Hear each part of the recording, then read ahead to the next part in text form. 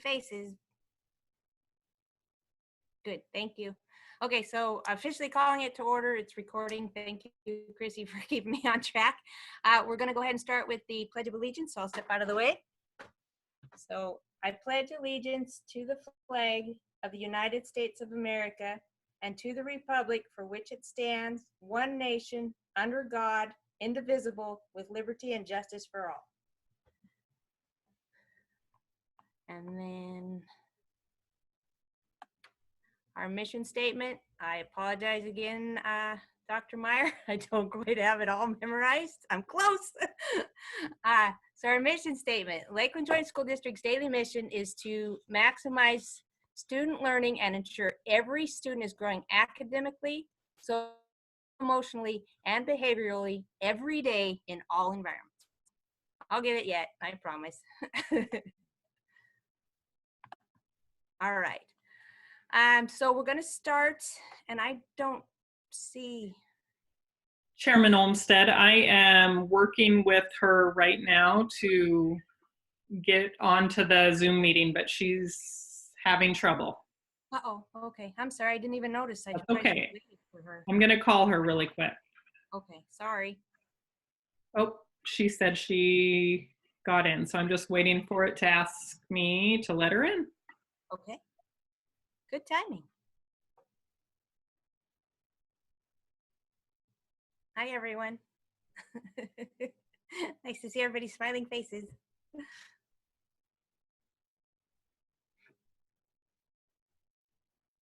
I hope everyone had a good Mother's Day.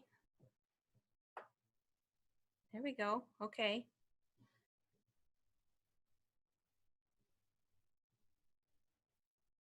I can see Debbie. Nope. Lost her. That wasn't Terry. That was Terry. That wasn't. Terry, sorry. I only saw her the once. Sorry.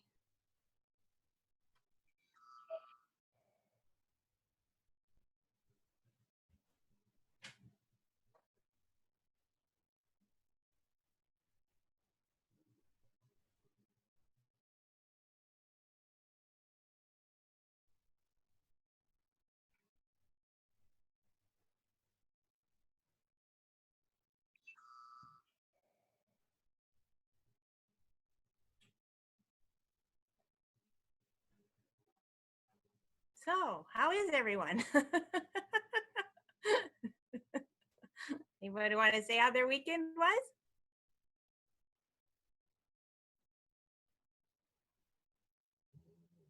No one? Crickets. I had a good weekend. Want to see my shirt? I got to show you what my kids got me. Oh, I do. So appropriate. I can't quite read. What does it say? Social distancing champion. It's a Sasquatch. That is so cute, Ramona. I love it. That's so appropriate. It's so me. My daughter-in-law said, "Oh yeah, this isn't bothering my mother-in-law." That is wonderful. Thank you for sharing that. Yeah. Oops, I think I froze. I'm froze. I'm definitely going to have to get one of those shirts. I love it. Oh, no.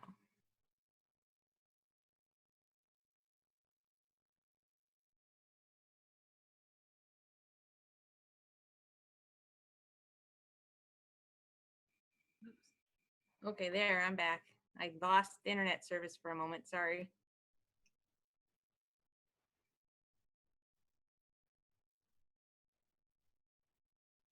I think I'm back. Okay.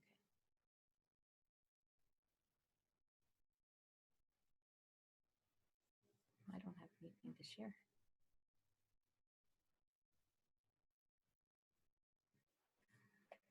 Do we want to amend the agenda and go forward?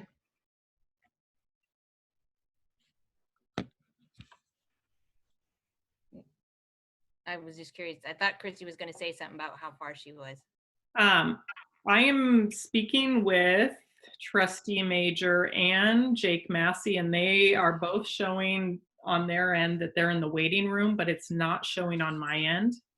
Yeah, it's probably because we have too many people on, so. Should we just amend the agenda and, Well, we can do the agenda in any order we would like, so we can switch it, and as long as we're not changing the actual agenda, we can switch the order. yeah, I would suggest that we just move forward, and then maybe some people will come off and there'll be room for them to come on. Okay. And I apologize, my internet keeps dropping out on me. So I hope that doesn't affect the meeting. So I apologize ahead of time. There's not much I can do about it. When we live out in the sticks, this is what we have to deal with. So I didn't quite hear most of that conversation. Do you want me to go to Sure. move on to patron input? I think, yeah, and if we move forward, if we get through the, maybe the first part of it, then some people will drop off and then there'll be room for Principal Massey and Debbie to come on. Okay, because even Principal Massey can't get on? Right. He was just able to join, so I'm thinking there's a lag here. Okay, so let's move on to patron input. I do know that we had 3 patron emails. So the plan was to have, because they were addressed to the clerk, have Chrissy read those, just like the patron input is going to be just like as if they were here. None of them should take longer than 3 minutes to read. She was going to just read through them. We don't, just like in a normal meeting, we don't respond. We don't do anything with them. We listen. And then Chrissy will get back with them and explain how everything works. And hopefully, I think a lot of their questions are going to be answered through tonight's meeting anyway. So Chrissy, the first one was a Jennifer, oh, I'm going to ruin their names. Jameson, I believe. Jameson? Okay. Okay, so, Please word for word. yep, I'm just going to read the email as it came through. Hi, Chrissy. While I understand that you are not part of the school board, I was advised to email my concerns to you and you could pass them along. If you could do that for me, I would really appreciate it. I have been working during the pandemic and school closures. My daughter is a 6th grader at Garwood. She has been home alone a lot to do her schoolwork. I check in with her throughout the day and also have a copy of the lesson plans that her incredible teachers are working so hard to send out weekly. Initially, I was trusting and allowing her to do the work. Then I heard from her teachers that she wasn't completing several assignments and was working out of the site that they use instead of Google Classroom. When her teachers contacted me, they did so from a place of love and concern as she struggles. They're always extremely supportive. After I heard from them, I decided that we would get up early every day, have her do her schoolwork from 7 to 9, and I adjusted my work schedule. We set up a classroom area so she was away from distractions. But I would be home if she had questions. That seemed to be working.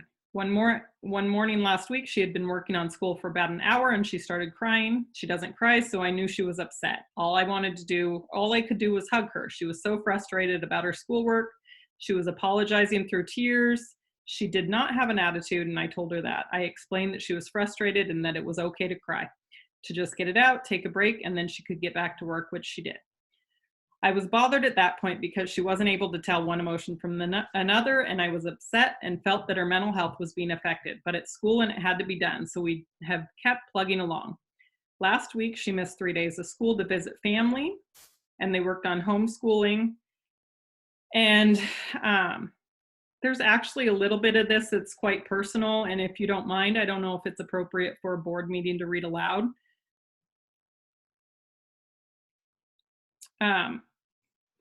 So I'm going to skip a little bit of this because it's got some family information. And if Jennifer would like me to add to that, I can do that.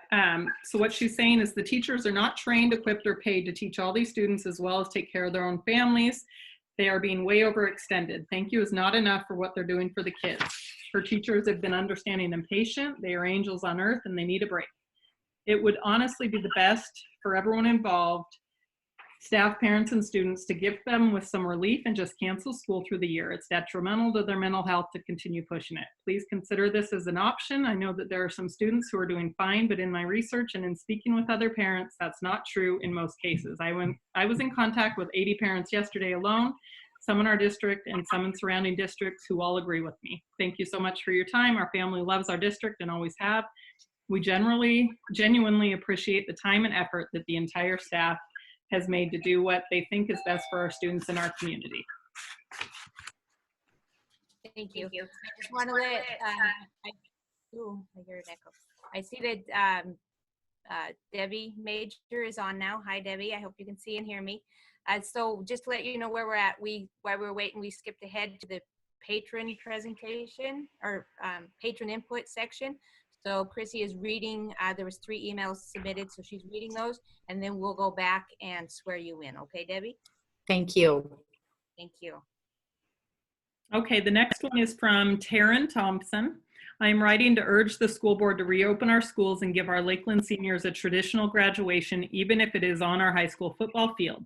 Just this weekend, there was an article in the Coeur d'Alene Press saying that Kootenai County has not had a single hospitalization due to COVID-19, and only 3 cases were being monitored in all of the 5 northern counties. I believe it was prudent to take precautions when the impact of the virus was unknown, but the data is in and it's a giant nothing burger, at least in North Idaho. In recognition that this virus is impacting different areas of our state in different ways, I would urge the school board to take the approach at least one other district in Idaho is, which is have graduation as planned. These decisions should be made locally by locally elected school boards.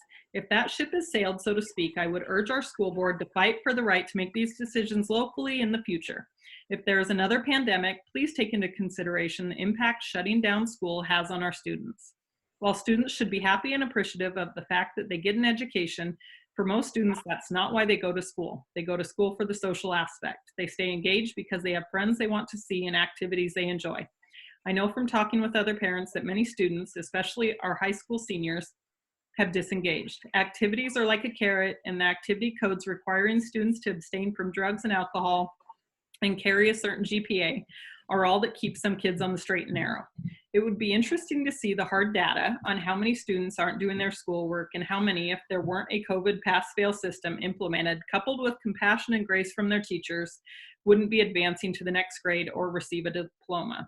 Again, if the district, as the superintendent put it to me, is hamstrung by the governor and the State Board of Education, there is no reason why our elected board members can't voice their care and concern for our students in a meaningful way, enacting plans to respond differently in the future. Speak up for your students in your district. Do the job you were elected to do. Represent the unique needs of the students and families in District 272 with effectiveness and vigor. Sincerely, Taryn Thompson. And then I have actually 2 separate emails today from another patron, Harvest Kling. Her first email states, can you please submit these questions to the school board meeting tonight? Does the district currently have a reopening plan for the school year 2020-2021?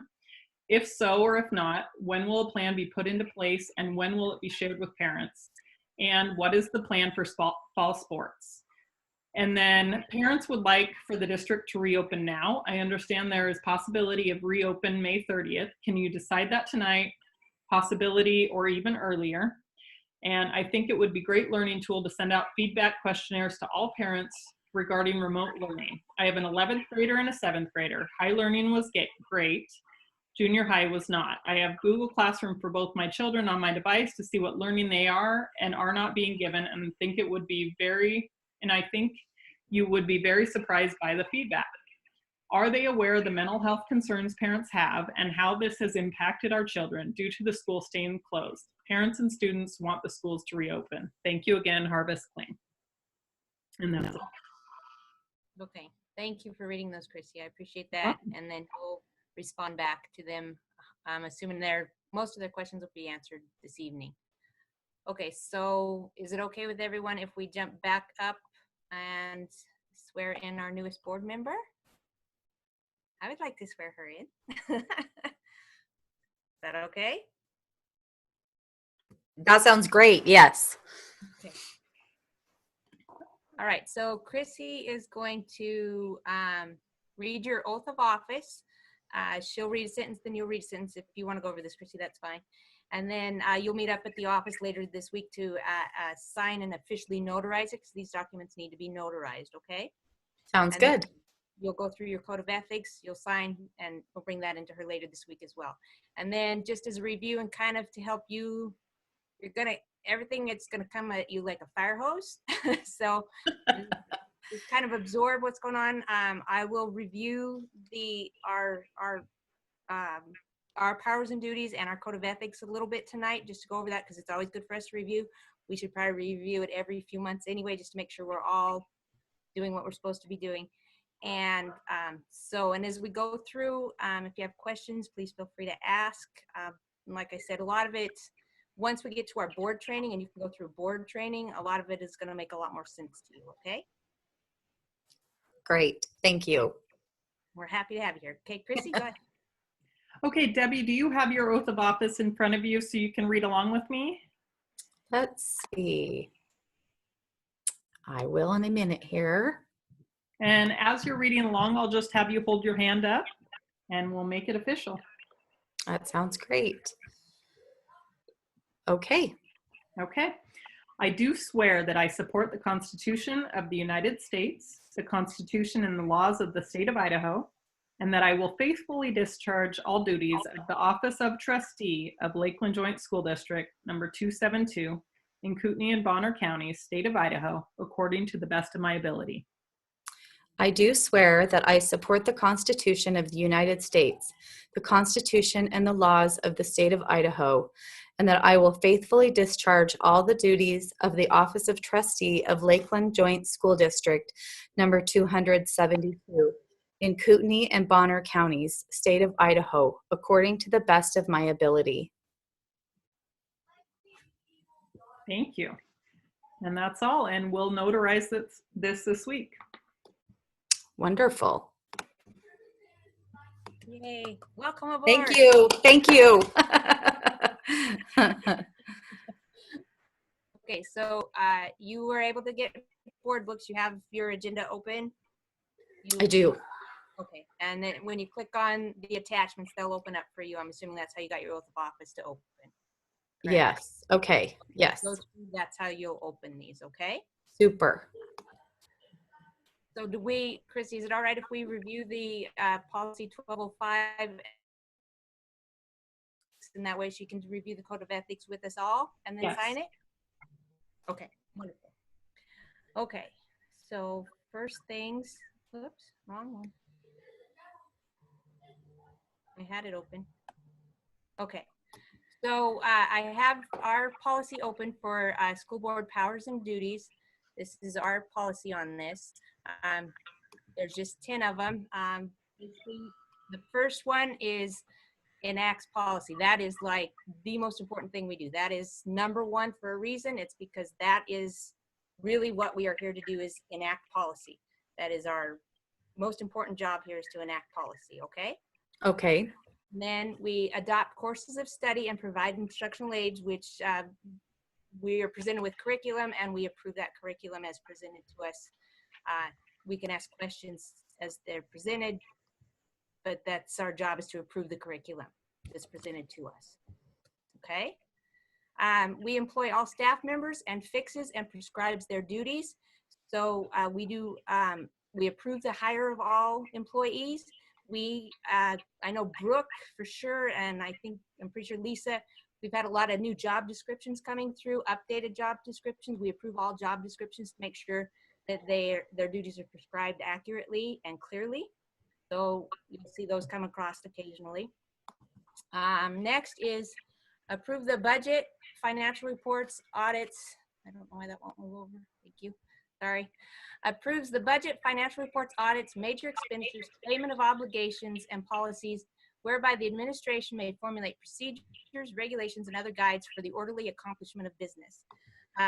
Pretty much we approve the staff recommendation on finance. We have the most brilliant CFO, I believe, around, Mr. Brian Wallace. He is the one who does our budget, and you'll hear from him later this evening. He is amazing. I have taken many seminars on school finance, and it is still clear as mud to me. And he understands it, and it's amazing. So, but he'll present next. Our next board meeting will be our budget hearing. So you're going to be fully educated on budget and how we approve those budgets. Next is estimates and seeks to provide funds for the operation, support, maintenance, improvement, and extension of the school system. So you've probably heard of levies and operational funding. That is what that is. We approve all levies, okay? Next is provides for the planning, expansion, improvement, financing, construction, maintenance, use, and disposition of physical plants of the school system. These are bonds. The only way to build a school in the state of Idaho is to pass a bond. So we approve all bonds, and we were working on one prior to this, but we'll have to revisit that. And any facility planning, funding, and construction, we oversee that. We prescribe. Sorry. Oh, I thought you said something. We prescribe the minimum standards needed for the efficient operation and improvement of the school systems. We got to make sure that we're providing just the standards. We don't get into the day-to-day operations. We look at the broad picture. We hire the most amazing people. They're the ones who do all the detail work. And then we just give them the minimum standards that they need to meet for that. We evaluate the educational programs to determine the effectiveness with which the individual schools and districts are achieving the educational purpose of the school system. One of the best ways we do that is every month we have presentations from different schools. We've been doing, the principals have come in from the different schools. We now have students coming in doing presentations, showing us what they are doing in their schools. We get reports on test scores. The superintendent is amazing at sharing these details with us. You'll get board updates where she'll share all of the testing scores, the achievements, everything. So I just have to say our school does a great job with our educational programs. So, but the best way I love it when they come in and share their successes with us. That's the best part of the meetings to me, is when they come in and do that. Sorry, got off topic. That's great. 9 is requires the establishment and maintenance of records, accounts, archives, management methods, and procedures considered essential to the efficient conduct of school business. Basically, we just ensure that all records, accounts, and archives and methods are kept. We don't do those records. We have people that do those, but we just make sure they are being kept and done according to policy. Again, referring back to that policy, we make sure that policy is adhered to, and that code is being followed. 10 is provide for the dissemination of information relating to the schools and district necessary for creating a well-informed public. A lot of that is in the school board meetings. We have meetings that are held in public. They're not public meetings.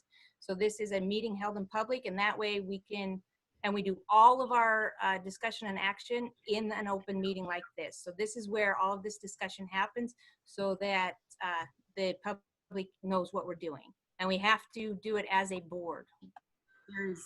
We are 5 members now, and it takes all 5 of us to discuss and make any changes. Okay? Great. Okay, next is the code of ethics. And you should have a copy of this, and you have to sign this. We all had to sign this as well. Yes. And it's always good to just remember what we're doing and make sure that we have the right intent with everything we do. We have to have the right intent with it. That's a lot of reading. Okay, so as a member of my local board of trustees, I will strive to improve public education, and to that end, I will attend all regularly scheduled board meetings insofar as possible, having read my packet, ensuring that I am informed about the issues to be considered at the meeting. Recognize that the board must comply with the open meeting law and only has authority to make decisions at official board meetings. Make all decisions based on the available facts and my independent judgment, and refuse to surrender that judgment to individuals or special interest groups. Understand that the board makes decisions as a team. Individual board members may not commit the board to any action unless so authorized by official board action. Recognize the decisions are made by a majority vote, and the outcome outcome shall be supported by all board members. Acknowledge that policy decisions are a primary function of the board and should be made after full discussion at publicly held board meetings, recognizing that authority to administer policy rests with the superintendent. Be open, fair, and honest, no hidden agendas, and respect the right of other board members to have opinions and ideas which may differ from mine. Recognize that the superintendent is the board's advisor and shall be present at all meetings except when the board is considering the superintendent's evaluation, contract, or salary. Understand the chain of command, refer problems or complaints to the proper administrative office while refraining from communications that may create conditions of bias should a concern ever arise to the attention of the board as a hearing panel. Keep abreast of important developments in educational trends, research, and practices by individual study and through participation in programs providing such information. Respect the right of the public to be informed about district decisions and school operations. Understand that I will receive information that is confidential and cannot be shared. Give staff the respect and consideration due skilled professional employees and support the employment of those best qualified to serve as district staff while insisting on regular and impartial evaluation of all staff. Present personal criticism of district operations to the superintendent or administrator, not to district staff or to a board or at a board meeting. Refuse to use my board position for personal or family gain or prestige. I will announce any conflicts of interest before board action is taken. And remember always that my first and greatest concern must be the educational welfare of the students attending the public schools. And that last one right there is why we read our mission statement at the beginning of every board meeting, so that we keep the why. You'll learn about that from the superintendent, the why of why we do this at the forefront of every decision you make. Okay? Now that I'm out of breath. That sounds great. That was a lot of reading. You did good. I passed. You'll sign that and give that to Chrissy later this week, okay? Sounds great. Thank you for reading all that. Okay. Well, and welcome aboard. We're so happy to have you here. Oh, thank you. I'm thrilled to be here. It's an honor. Okay. So we'll just go right down the agenda. We already did the patron input. And so we're going on to report and presentation. There's no biz or presentations. We have staff reports. And were we able to get the interim forward principal on? Okay. Yep, and he started his video and he should be on your screen now. Mr. Jake Massey. Are you able to see him, Chairman Olmstead? There he is. All right, you can probably see me if I speak up. I bet my video is just rotating through. So, yeah, sorry. Chairman Olmstead, if I may, I'd like to introduce Mr. Jake Massey. I've spoke to the board about him previously and they've already approved his hire. I just wanted to tell you how fortunate, they've heard this before, but I do want to say it now that he's in our presence, that obviously this is a little different than normal. We would have you meet him, talk to him in person, meet his family. It's not possible right now just because of everything that's going on. So I wanted you to at least have an opportunity to visually meet him, ask him questions. He'll give you a quick little bio on how he's got to this point. But I will say that in all of his references and everything following up to getting the position, he has just comes with high accolades, and we're very fortunate to have him. We're super excited to have him. The team at Garwood was spectacular, and it was a unanimous decision to hire him. And I just feel really fortunate to add him to our admin team. So I would like to introduce you to Mr. Jake Massey. I'm gonna let him tell you a little bit about his educational experience and history and a little bit about his family that's moving up here. So the floor is yours, Jake. All right. Well, thank you so much, Dr. Meyer, for the generous introduction there. I appreciate that. And it's great to see all of you and meet you, even if it is from afar. I am coming to you live from Twin Falls, Idaho. So that's down in the very bottom middle of the state. We're about just about an hour away from the Nevada border, excuse me. So we're quite a ways down here. I actually am originally from Coeur d'Alene. I was born and raised in Coeur d'Alene, and I've lived all over Kootenai County. up until the point that I went to college, and now I can say I've lived all over the state, which really has been a great privilege. After I graduated high school, I went to college at the University of Idaho in Moscow, and I met my lovely wife there, Kaylee. Kind of a funny side connection there. Dr. Meyer was actually Kaylee's high school principal in Sandpoint. So I've heard before that Idaho is a small town, and that continues to prove to be true.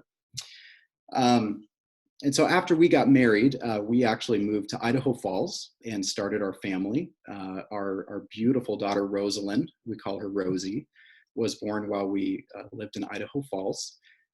While we lived there, I taught 5th grade at Iona Elementary. And then Kaylee actually managed the Pier 1 in town. While we lived in Idaho Falls, I also earned my master's degree in education leadership from Idaho State University, and moved over to Twin at that point to take a job as vice principal of the one elementary in Kimberly. That's the school district I am currently working in, the Kimberly School District. At the time that I took that job, we had one elementary, like I said, and K-5 was about 1,000 students. We were giant.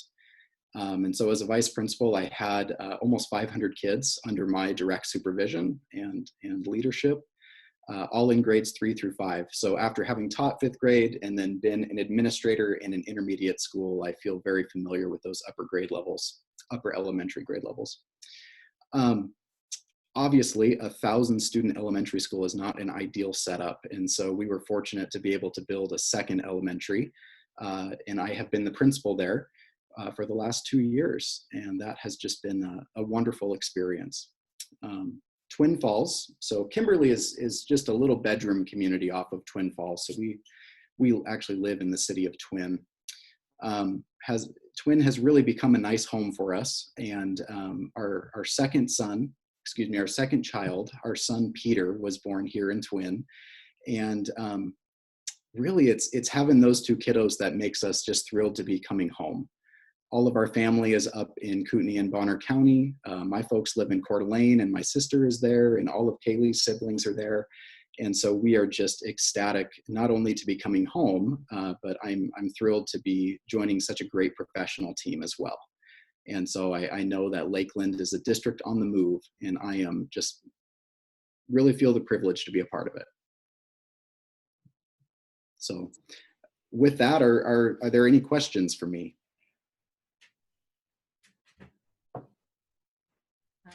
I don't have any questions. All I have to say is welcome, and we're so happy to have you. It sounds like it's going to be a really good fit, because one of my questions was what brings you up here, but you already answered that with family, and nothing's more important than family. So good answer.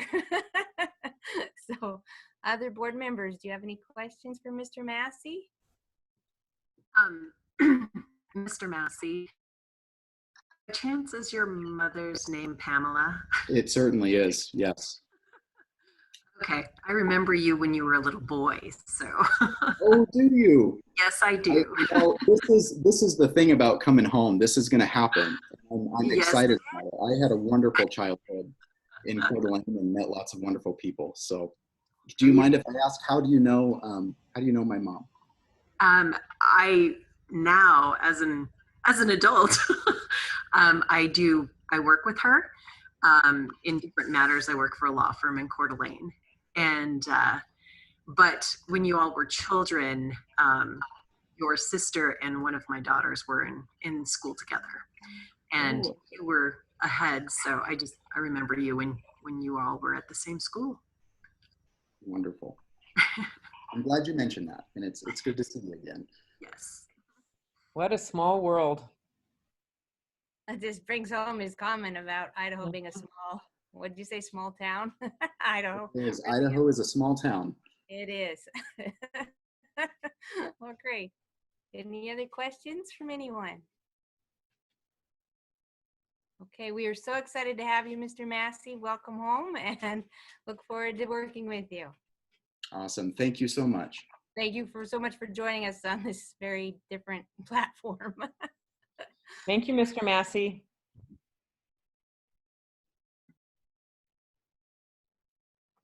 Okay. Next is our May finance presentation from Mr. Wallace. And just a reminder that this is just the May report, monthly budget status report. We have our budget hearing that's coming up at the end of the month. So they're still working on that. So any discussion, we got a big announcement from the governor the other day. All those questions should wait till that budget hearing at the end of the month. But he's going to present the monthly report, and if we have questions on that, feel free to ask. Okay. All right, Mr. Wallace. Sorry. Chairman Olmsted, I'm going to share my screen while he's talking. So if you need me to share that, let me know if you need me to change that. Sorry, my dog barked. Sorry. All right. Chairman Olmsted, trustees, Superintendent Meyer. I'll have the, our monthly finance report. I'll go through it pretty quickly. For the month of May, generally there's not a whole lot going on. Even in a typical year, this is definitely atypical, but we don't receive too many revenues. So our revenues are that we received are very similar to previous years as far as the rate, and we don't really get a lot of payments yet until we hit July, honestly. And then our expenditures have mostly been, at this point, really it's just our salaries and benefits running through the year. This is not a typical year because we have had some expenditures for the COVID response on materials and supplies and some technology that have been unanticipated, but we've also had some unanticipated revenues where, for example, we received a $10,000 grant from the state to help us with some of our technology. We're also expanding some use of some hotspots, and we're getting additional some grants and funding for that. So, overall, just in the big picture, our budget is fine.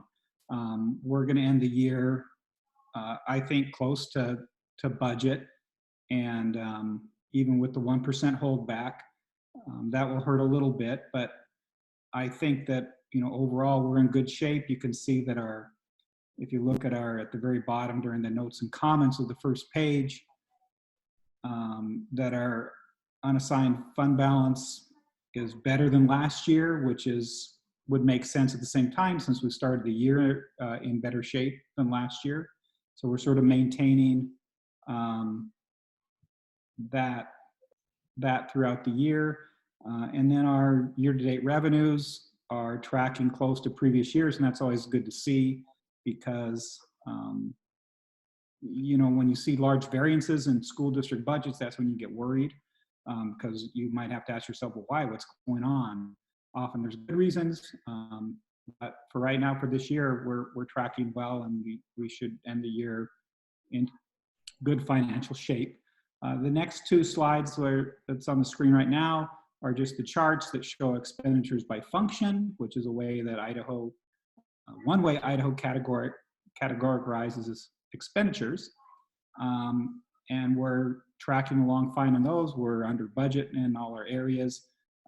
We'll definitely, in the big programs, our elementary and secondary program, those will get closer to the end of the blue when we accrue our salaries in June. For our teachers have earned their pay, we pay in July and August, but we charge to June to this fiscal year. And so that red line will really move quite a bit actually in June. Some of that, so that's really just accounting. And the other slide at the bottom is the other way to look at expenditures. Typical way is by object, by salaries, benefits, purchase services, materials and supplies. And again, we're tracking fine. And, like I always like to say, if you just want to see really where our money goes, it's salaries and benefits, or the blue lines are a lot longer than the other items. And that's really where the vast majority of our general fund goes, 85 to 87%, depending on the year, the salaries and benefits, and that's typical of Idaho school districts. I will comment just a little bit about the budget hearing coming up. The budget hearing will be the first meeting in June. That's typically when we've scheduled the budget hearing, and that's when we've notified the county that our budget hearing is going to be. So I think that's June Sorry. Yeah, sorry. 9th or 10th. I Anyway, it's the regular board meeting in June. That first meeting will be our budget hearing. Sorry about We will, as far as the work in the budget, we're a little behind this year than we're usually in a typical year. Part of that is because of where the state has been and getting us information that we require to build the budget. They actually just released, I saw today, some of the information and forms that we're required to use today. Typically that's released in April, so that's okay. We'll slug through it and we'll present a budget with the best information that we have and what we know. In that June meeting, the actual work of the vast majority of the work will be done just after Memorial Day, because we have to advertise in the Coeur d'Alene Press a summary sheet for our budget. And so that advertisement has to be in 2 weeks before that June meeting. So our deadline's really before that June meeting to present the budget. So that advertisement, will be in, and it's sort of a goofy form, but it's the form that we're required to use by the state, just so you know. So if you look at it and say, this doesn't make a lot of sense, we can definitely go over it, but it is a form that is, I don't have a choice in using it. That is what is asked of us by Idaho code. And otherwise, I open for questions financially where, things are definitely different with the situation that's out there right now as far as operations, but financially our cash flow and things like that are really tracking like a normal year right now.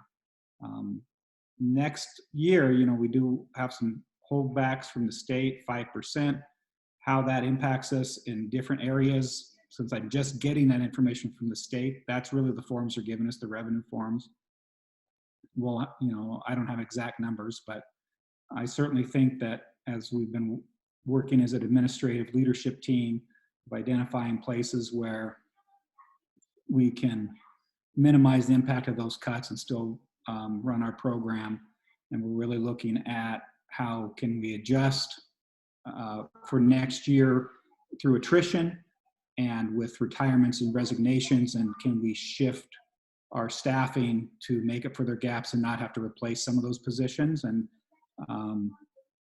as we look at that and the work that the administrative team has been doing, I think that we're going to be able to cover a lot of that gap through attrition, which is good, because some districts may not have enough attrition. They may have to, look at different types of cuts. But we're looking at that the majority of it we can deal through that, at least with what we know now. And so that's it's not a good thing in the sense that some of those positions, they will be felt, but you're not going deeper and looking at other areas. So we'll have more information to you as we start building the budget and get the real details on the budget hearing. With that, I'll open up for any questions or comments.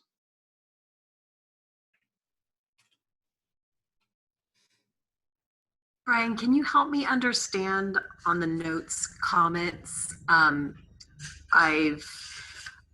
just trying to understand why 2018 year-to-date revenue and expenditures changed from March to April. And I understand the 2019 and 2020 because of, I should say I sort of understand, because I understand where the monies are like coming in from behind, etc. But why did 2018 change? You mean why it was like 85% as opposed to the 81%? I mean, as far as the difference in the gap? Correct. Well, it says in March it was 84.4 for revenue, and now this month it's 85.5. So somehow for 2018 we got income in. Is that correct? And then on the expenditures, it went from 64.9 in March up to 72.8. I'm just, because I'm not familiar with why they would change this late in the game. Well, it's because we're tracking per month. So yeah, so for example, in March, generally our expenditures in a typical month are, if we did it perfect, it'd be about 8.3% every month, which would be 1/12 of a year. Right. Now that doesn't always happen because like September is usually a heavier month, or there's some months where you might have a big expenditure, so it's not exact. But if you look at in March, if it was at 64% and then a 72, that's about that 8%. So that's why, because we're spending 1/12 of our salaries every month. That's why expenditures go up. Okay, I might answer my own question. So these were numbers that were reported back in 2018. Nothing has changed to cause the increase or decrease. Is that correct? Oh, yeah. Okay. Yeah, right. So the Thank 2018 you. numbers are, yeah, what we reported in 2018. So I'm using this just as a historical Got it. comparison, correct? Okay, thank you. I just was like, huh, Right. good question. So got it. Thank you so much. I appreciate welcome. that.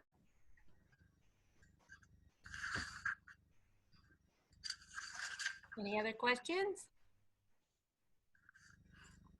And I'm sure, Debbie, you have a lot, but we'll be going through this a lot.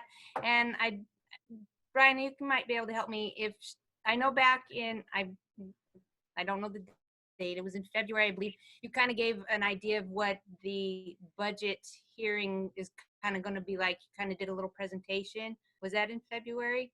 Because I was going to say Debbie could go back maybe and review your presentation from then. That might help her kind of get a little bit of idea of what's coming up in June. You did a great presentation. I got a lot out of it. So Yeah, we can, yeah, I mean, she can look at those notes. I could always set up a time where we could either meet this way or in person and review some things. And, you know, my budget hearing, I will give a short presentation. I'll go over a little bit of how so she has an idea of what's coming at her. how things work, right? Yeah. But it, you know, again, the budget hearing, it's, you know, I do try to provide sort of a basis of how we get some things, but it's really sort of on the surface and not intended to get too far in the weeds as far as the minutia of how Idaho finances schools. No. And we don't need to be in the weeds. We can. Well, no, I mean, it's not bad to understand for sure. Oh, there is so much there to. But I think that, yeah, we can certainly go over that with Trustee Major if she wanted to see some of that, and just get a little bit of background on. So Debbie, I might get in touch with you later, or maybe have Chrissy get in touch with you and share that, because you can go back through all of the minutes from all of our meetings, and that presentation will be in there. So she'll give you that date. Okay, that's a great recommendation. Thank you. I thought he did a great presentation. I got a lot out of it. So I'm still. That sounds like a great idea. Thanks for recommending that. Wonderful. All right, Mr. Wallace, thank you so much. We appreciate all the work you do, especially right now, more than ever. Thank you. Okay, we're going to move on to action items. So let's see, we have the consent agenda first. We have the minutes of the previous regular meeting of April 28th and the special meeting of May. Oh, my screen keeps sliding over.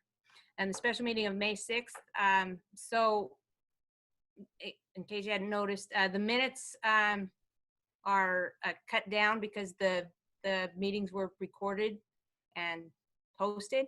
So Chrissy's just keeping the minutes to a minimal amount.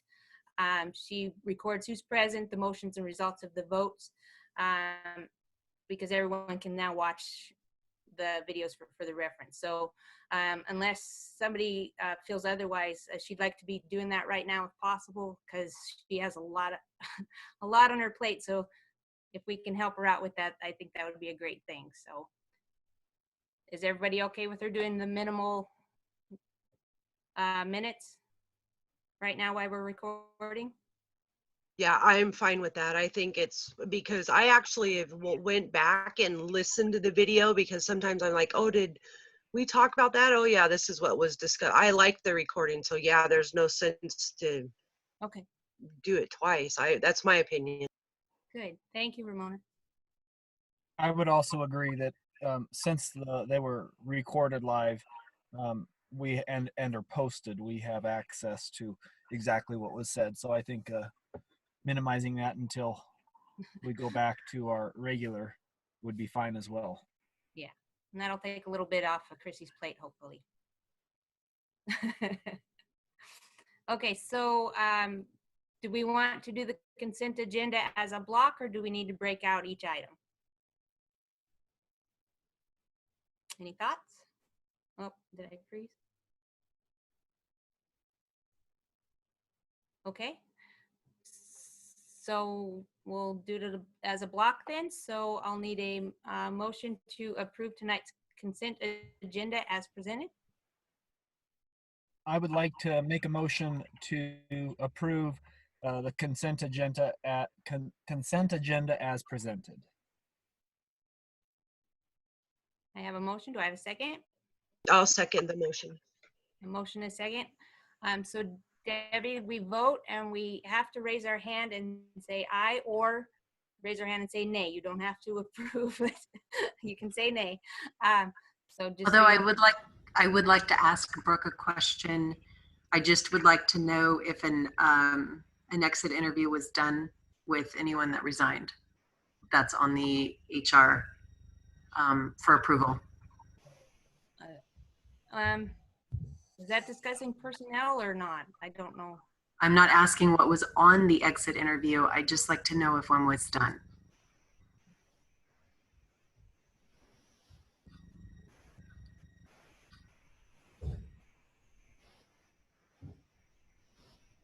So I don't know if Brooke, might have to ask her at a later time. Is that?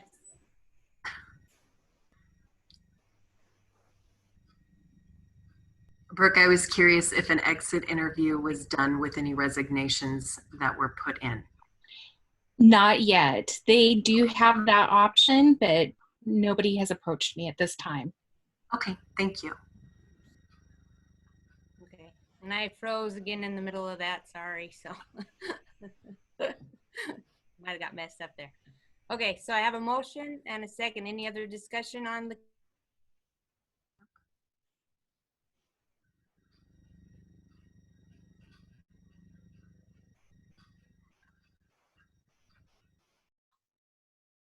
I froze again, sorry, I don't know where that cut off. So I'm gonna say it again. So everyone in favor, say aye and raise your hand and make sure you're unmuted. Aye. Aye. Aye. Oh, I don't You know. go through. Aye. Okay, sorry. You're kind of having the same problem. We might be on the same system. Okay, anyone opposed? You'd say nay or opposed. So hearing none, the motion carries. Okay. Sorry. It's hard when it glitches like that. Okay, we're on to the action items. So the first one is the approve or deny the new Timberlake High School course, Family Health and Wellness. So I think Dr. Meyer is going to speak to this one. Yes, we just have a new course proposal, and it'll be a syllabus that will allow students at Timberlake High School to obtain a health credit through the Family and Consumer Science CTE course pathway. If you have any specific questions, Mr. Eberlin is also on tonight specifically to see if we have questions about graduation, but if you have any specific questions about this that I can't answer, he can also help me.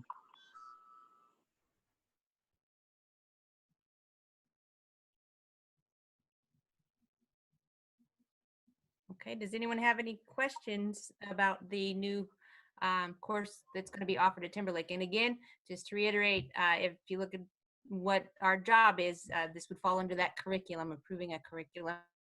This is a course that we're going to hopefully approve for Timberlake High School. So this is a course that would be implemented for the for next year. Yep, 2020, 2021. Okay, and then just because I've never been through the curriculum review, approval, whatnot, will this also be brought back to the table at that time, or is this now, if we approve it tonight, then it's just in the program? Yeah, job descriptions don't have 2 readings. Those are just policy. So job descriptions we give you in advance, and you can look through them and ask me questions. And then at the board meeting, typically you may ask me further questions that I can help clarify. And we've usually vetted it several times to make sure it meets the content standards for the state. We make sure that it fulfills all of our obligations necessary, and we're bringing to you a final product to be accepted. Okay, when you say job description, are you referring to the content of the program? Yeah, sorry, syllabus. I said job That's description. okay. I was just... Thank you for clarifying. For the minutes, that I meant to say syllabus, and I scope and sequence and the syllabus, and I said job description. I was still on that. So thank you. No worries. I just wanted clarification. Oops. Okay. So I'm going to ask for a motion to approve or deny the new Timberlake High School course, Family Health and Wellness for 2020-2021 school year. Oh, did I freeze?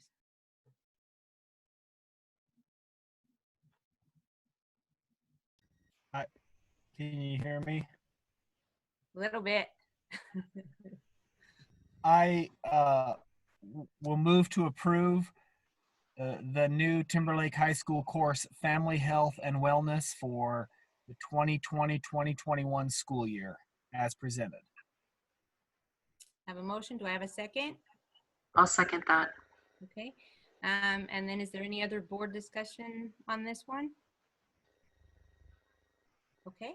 Everyone in favor, say aye and raise your hand. Aye. Aye.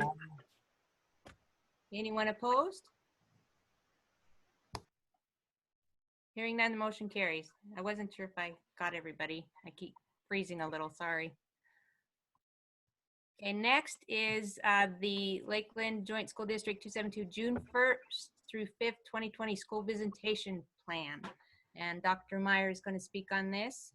And this was sent to us in our board update to review this last weekend. And I have an up-to-date approval letter from the Panhandle Health Department from the district director. And we've attached that as was updated as of yesterday. Okay. And again, this is a school visitation plan, so it's completely optional for families. We are going to run the bus routes. We are going to have meals for the elementary school. And we have, in essence, taken the entire student body and split them. There were several iterations that Mr. Wallace did to look for our best case scenario, and we determined option 3 was the best as far as spreading them out. And you can see in the letter how that spread out, and you can look into the linked spreadsheet. I do want to reiterate, as you've even heard tonight in patron comments, there are many differing perspectives on coming back to school, not coming back to school. It's all over the board. From one end of the spectrum to the other, I have heard from every single type of patron and parent in the community, highly in favor of coming back, and we should have never been out of school, all the way to please don't come back, and I don't even want to start in the fall. So I acknowledge the fact that we do not have a crystal ball, and I definitely am not saying that I have all the answers figured out. I just, in doing the best that I can in looking at the governor's reopening plan, we will be in stage 3, and looking at that plan, looking at the guidance from the State Board of Education, gathering as much input as possible, and trying to find as much of a win-win as possible. I am recommending to the board that this optional visitation plan for families and for us to be back in the acceptable amount of students and staff in the building at one time with social distancing and be able to provide transportation and the meals. This is the absolute, in my opinion, with as much consultation as I possibly could take to make the best plan that I think for our district. This is what I believe is the best recommendation that I can give to the school board to move forward for the last week of our school year, which is June 1st through 5th. And as you know, the next thing on the agenda will be discussing our graduation plans, which will be on Saturday, June 6th. So I'm happy to take questions at this point from the board. I just want to say that I know a lot of work has gone into this, trying to figure out the best thing we can do. We're not required to do this. It would be a lot easier if we just didn't do it. I understand that. But I think this gives those parents, those children, those teachers even who want that closure to come together, gather their last stuff, say their summer goodbyes. I think it gives them that opportunity. Again, you said it's not required, so anybody who's uncomfortable doesn't have to do it.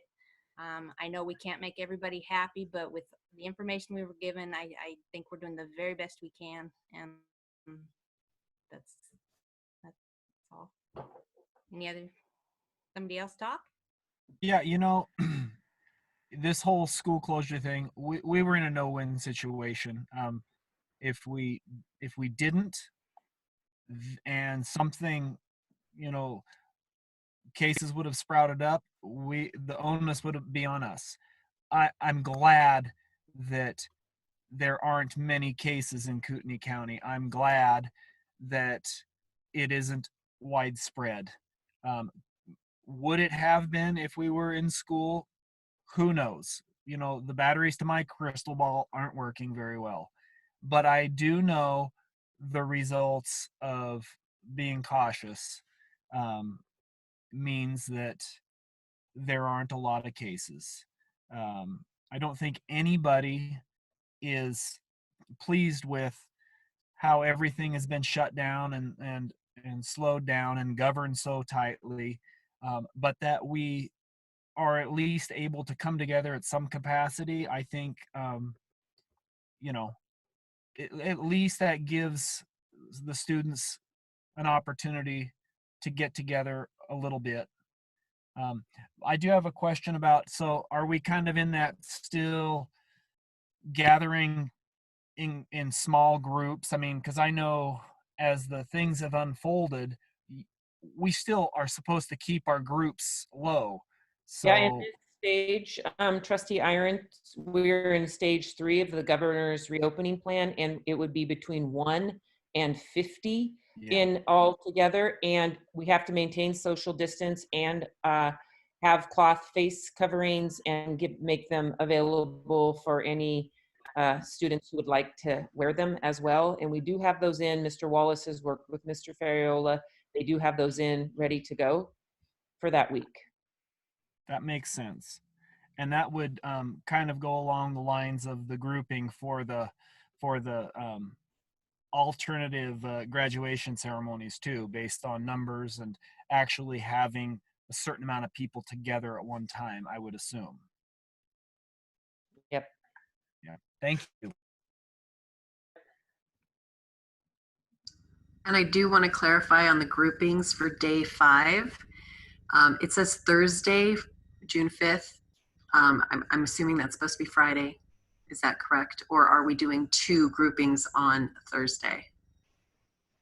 Nope. And are you looking at the spreadsheet, or did I put that wrong? Yep, I did that wrong. I'm looking at to Laura Whalen.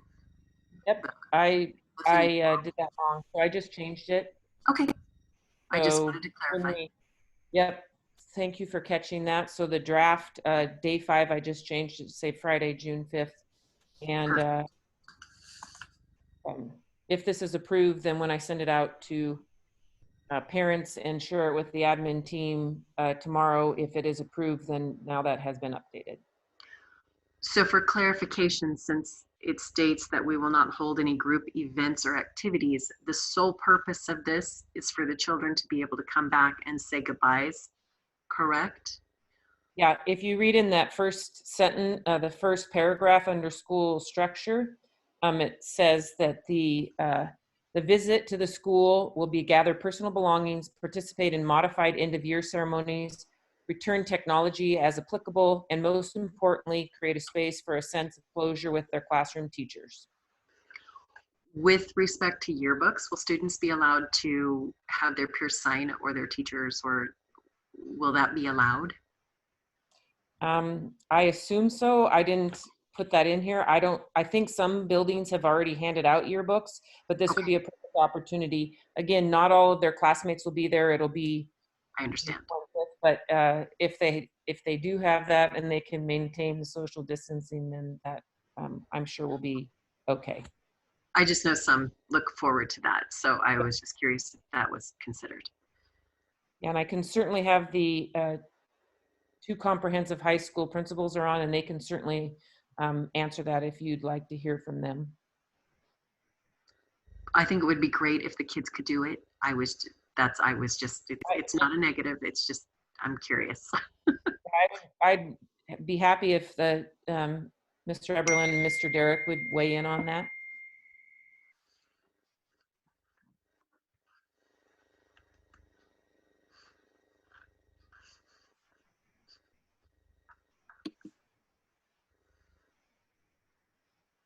Mr. Derrick?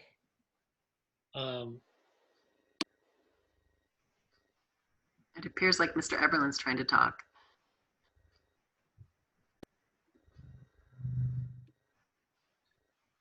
Says the host has to unmute us. I just unmuted you, Mr. Derrick, so I can only unmute one at a time, I think. So Mr. Derrick, would you speak to that first? Yes, thank you. Yeah, in pertaining to the question about the yearbooks that was asked, we use Herf Jones, and our yearbook advisor did an outstanding job of getting everything in the earliest possible date as possible. But even in light of that, we're not scheduled to get those yearbooks till June 13th because of the, obviously the strain on their factories and publishers that they're doing. So we're not going to be able to utilize that week. We had really hoped we could, but we're not. And so June 13th is our scheduled date for our yearbook. Thank you, Mr. Derrick. Mr. Eberlin?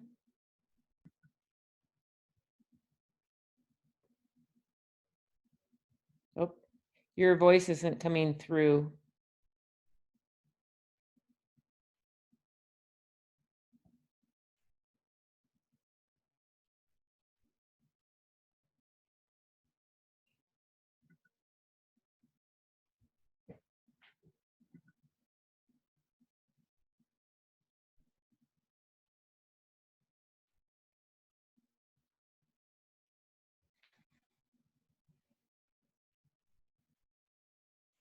Right, I'll have him text me or chat it in, Mr. Eberlin, just so we know if yours are going to be in or not. So I'll let you know, Trustee Thompson, when he can text me, and I will let you know what he says. Okay, thank you. Other questions or concerns or positives, anything the board would like to ask? Thank you for all your work on this and everybody's work on that. I know it was a group effort. I would just like to go on record as saying that it was my perspective that it was never the district's intention to close. In fact, the day we had our emergency meeting, there was a flurry of worker bees at the district office making sure that we didn't have to close. However, the president, not the governor, the president announced during the worker bee session that we could have no more than 10 people together. So it was the president's proclamation, order, whatever you would like to call it, that caused the district to close, and then we just became part of the snowball. So I would, if the patrons in the district or those who might be on, if they can remember that really it wasn't even the governor, it was the president. He told us you couldn't have more than 10 people. And I do know that our superintendent, Dr. Meyer, and anybody was there working very hard, multiple whiteboards, multiple schedules. It was all figured out on how to remain open, how to keep giving education. And then the president made the decision, and here we are. And it's been hard for everybody from all aspects. There's not one part of it that hasn't been hard, you know, pull you out of your comfort zone, whatever you want to say. And like I said last time, in watching what's happened around the country and even in our own state, our district deserves, I don't know, an Emmy, a Grammy, something, because our kids had the opportunity to continue education with almost no interruption. Whether we agree or disagree how that was carried out, as a person in technology, I live, eat, and breathe this 24/7.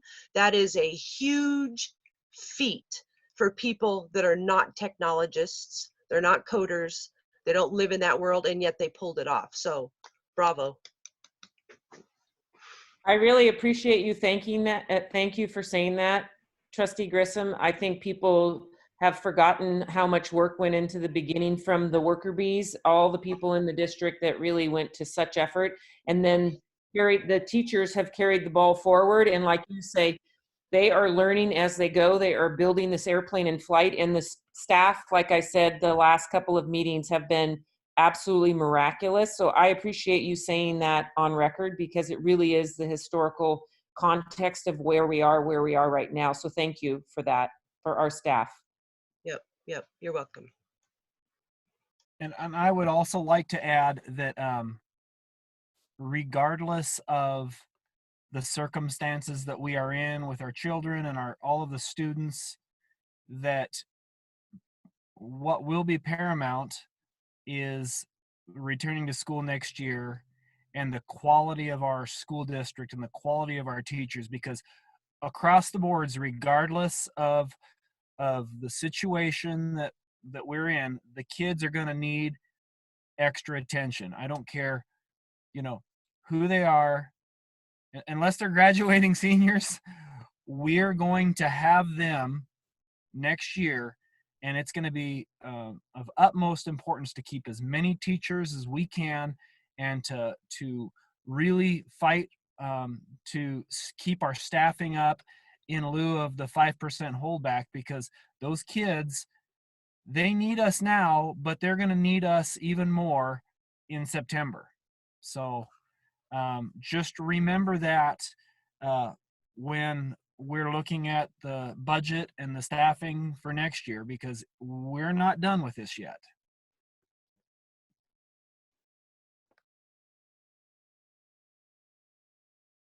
Thank you, Trustee Irons and Trustee Grissom. Well said. Well spoken. Good. Okay.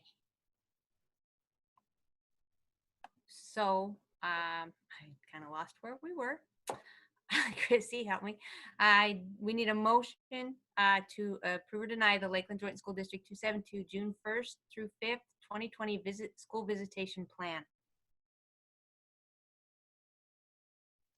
And I will just reiterate, if you don't mind, just to make one more detail, I'm sorry to interrupt, but I want to make sure this is not a coming back to school plan. It's not a reopening plan. So that doesn't change the initial trajectory of the timeline that the board had to talk about whether to extend the school closure.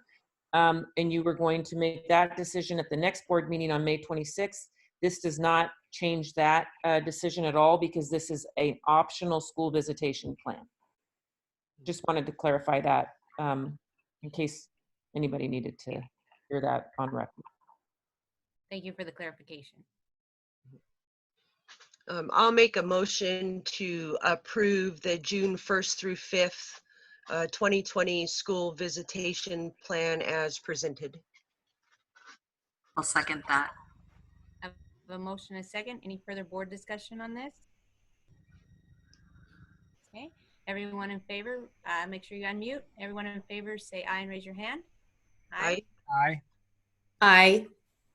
One opposed? Hearing none, the motion carries. Next is to approve or deny the Timberlake High School and Lakeland High School graduation ceremonies for the 2020 seniors at the Kootenai County Fairgrounds. This, again, the plan was sent to us this weekend to review, so hopefully questions were answered. Dr. Meyer, would you like to speak to this, please? I Yes, do want to please. say, though, before you start, I'm sorry to No, interrupt you, yeah. that I understand there's a lot of frustration about our graduating seniors. I do understand that. I hear everyone's frustration with this. This has been a lot of work to try to at least honor our seniors in some fashion. We don't have to do this. It's not required. A lot of schools in the state aren't doing any graduation. Some are doing virtual graduation. I feel this is based on the only thing we can do according to the Panhandle Health to maintain that social distance. This really is the only option we have other than just not doing anything at all. So that's my 2 cents. Sorry, Dr. Meyer, go ahead. No, you're great. I just wanted to, I have both the comprehensive high school principals on because this will be an off-campus and the board in precedent approves any off-campus graduation. They approve the site and also the graduation we need to have. This year we'll only be able to, we typically can invite as many board members as would like to attend. This year the principals were only able to choose one principal, one superintendent, one school board member to be there. We're going to have one principal, one district administrator, and one school board member on the stage just because of the social distancing. I want to acknowledge the fact that the entire Region 1 worked together and we came up with a plan. The 2 principals, Mr. Derrick and Mr. Eberlin, will tell you a little bit more about it, but I want to acknowledge and make sure that the board understands that Post Falls, Coeur d'Alene, the Charter Academy, and Lakeland School Districts are all participating and going in on this so that it is set up at the Kootenai County Fairgrounds in order to have the Jumbotron, big screens.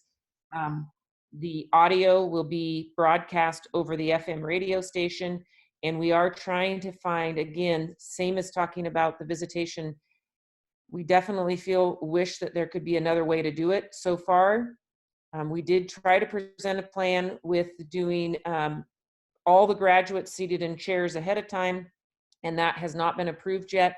I certainly have voiced my opinion for patrons if they feel strongly about it to contact the governor's office. We have been given a number and a contact information because obviously it is a very passionate topic, and we are looking to the governor's office for the guidance for this. So any patron that has talked to myself or one of the 2 principals, we are having them contact the governor's office to see if there's any leeway in that. We are not allowed to offer any graduation services without the Panhandle Health District's approval. So that's the first step. And she starts with the governor's advisor for health. And so that's what we've been told. With that being said, I would welcome questions, or also if you would like to speak to either of the 2 principals, they are both on here right now to address the board's questions.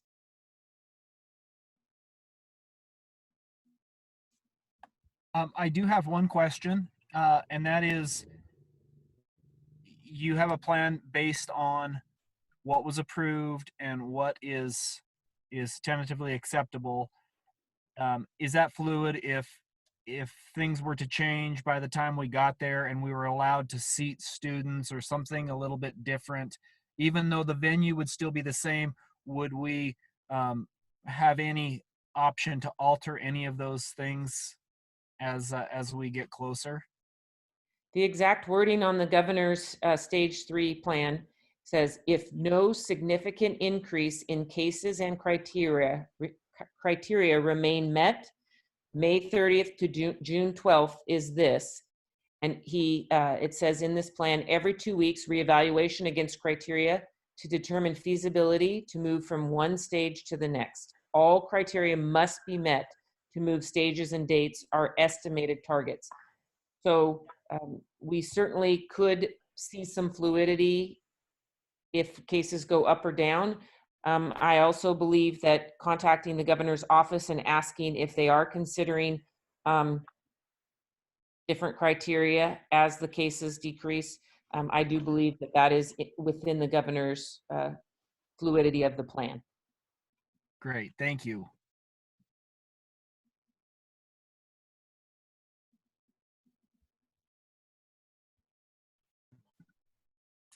Any other questions, comments, concerns? Okay. I have a question. Oh, yep. With respect to the cost involved for this, do we have a better understanding of what it will cost at the fairgrounds? And did we consider that with respect to trying to hold something like one of the patrons put in an email on our own football fields? I'll answer the first one, the first two, and then I'll let the principals also chime in. Okay. If they cut the cost by district equally, we would be $2,714.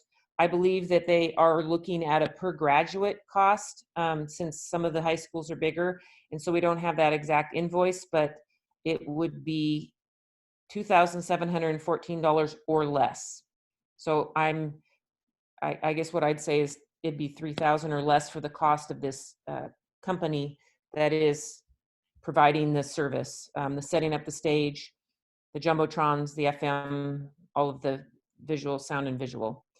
To answer your second question, we asked about the football field, and we're legally not allowed to, according to the director at Panhandle, and she has got this straight from the governor's office, that we're not allowed to, even with social distancing, have more than 50 people, because in the governor's reentry plan on this date, it says 10 to 50 people for social gatherings. So we're not allowed to be on the football field.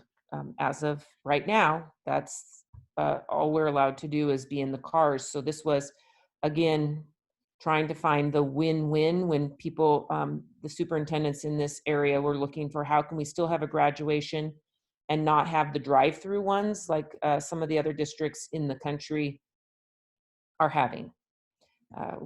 As of right now, this is what's been approved. Again, we certainly the two principals would probably voice their opinion that they both are hoping, as well as their parents, that there might be some more leeway before we get to the date. But Mr. Derrick, would you care to?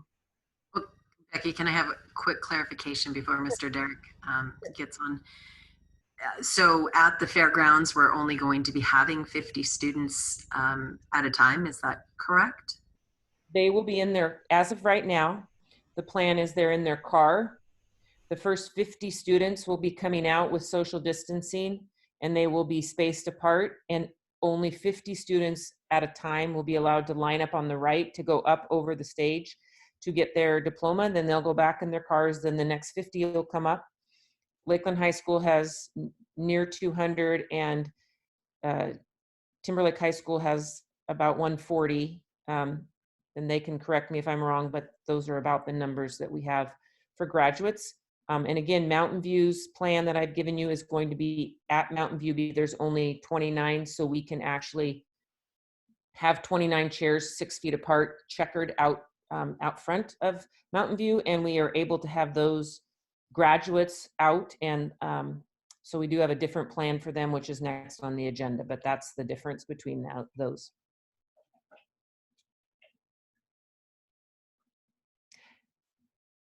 Mr. Derrick, would you weigh in, and also if you're able to, Mr. Eberlin? Yes, thank you, Dr. Meyer and Trustee Thompson. This is certainly challenging time. There's no doubt about that. And you know, our main goal is we want to honor this class. That's our number one goal. And we want to do it in such a way that they can be together as a class as in the best possible way. However, we understand at this point, as Dr. Myers mentioned, in the structure or the proposal with the Kootenai County Fairgrounds, we're limited right now to 50 students out at a time, which is disappointing in some ways, obviously, because of how we want to honor them. And we understand there's these health restrictions that we need to abide by, and we understand that and honor those as well. But there is communication. I have visited with the state health department as well personally, and just have asked that the governor consider graduations as a separate venue and a separate function, as opposed to kind of the mass criteria that he's given for the rest of the phase-in programs and protocol. And my goal in talking to them was, could we consider using the same model that the Air Force Academy used several weeks ago, when they had all their graduates out on a field, in their case, their football field, but 6 feet apart, kind of in a grid, like a big checkers square, but at least separate. I know in my conversation, I've had numerous conversations with our senior students as well as parents. I think the biggest thing, one of the biggest things is for them is they want to graduate as a class. And I expressed this to the governor's office. I said, there's very few things that take 13 years to accomplish, and graduating from high school is one of those things. And I feel like it implores us to at least consider doing something with that in mind, and to consider how can we maintain a ceremony that honors each class, well maintains, as also maintaining the safety, of the group. And we hope that they'll maybe make an announcement, some kind of condition that will allow our graduates to have that privilege of graduating as a class. So we're hoping that will take place. Obviously, I have a meeting with our parents tomorrow after this meeting to kind of review and discuss what that looks like, and as Dr. Myers, to implore them to contact, voluntarily, obviously, if they so desire, the governor's office, to communicate maybe what I've just expressed, to allow our class to graduate as a class, and to experience something that has taken 13 years. And so I hope that occurs. So I hope that answers your question. If not, please let me know. Very well said, Mr. Derrick. Thank you. He's more eloquent than I am. He also is, he's a principal and has a responsibility of, over 800 students, 200 graduates. He's also a father. And I have a third son that's graduating in this class. Also, Miss Sexton's daughter is graduating. So we have several district administrators that not only parents in our community, but also administrators that definitely have a real heart attached to this class. So I think there's a lot of feelings similar to what Mr. Derrick is saying from a lot of families in our district.